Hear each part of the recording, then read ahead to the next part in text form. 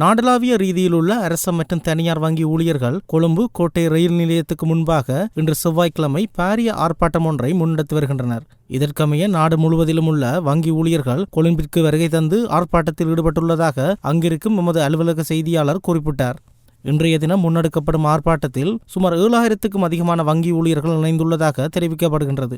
நாடளாவிய ரீதியிலுள்ள அனைத்து தொழிற்சங்கங்களும் இணைந்து இன்றைய தினம் பணி பகிஷ்கரிப்பை முன்னெடுக்க திட்டமிட்டிருந்த போதிலும் நாடாளுமன்றத்தில் பிரதமர் நேற்றைய தினம் ஆற்றிய உரையின் பின்னர் அந்த பணி பகிஷ்கரிப்பு கைவிடப்பட்டிருந்தது. எனினும் தமது கோரிக்கைகளை முன்வைத்து திட்டமிட்டவாறு தாம் பணி பகிஷ்கரிப்பை முன்னெடுத்துள்ளதாகவும் இந்த நடவடிக்கை வெற்றியளித்துள்ளதாகவும் ஆர்ப்பாட்டத்தில் ஈடுபட்டுள்ள வங்கி ஊழியர்கள் தெரிவிக்கின்றனர். 2016ஆம் ஆண்டு வரவு செலவு திட்டத்தில் தமக்கான உரிமைகள் உரிய முறையில் வழங்கப்பட வேண்டும் என்ற கோரிக்கையை முன்வைத்து இந்த பாரிய ஆர்ப்பாட்டம் முன்னெடுக்கப்பட்டு வருகின்றமை குறிப்பிடத்தக்கது.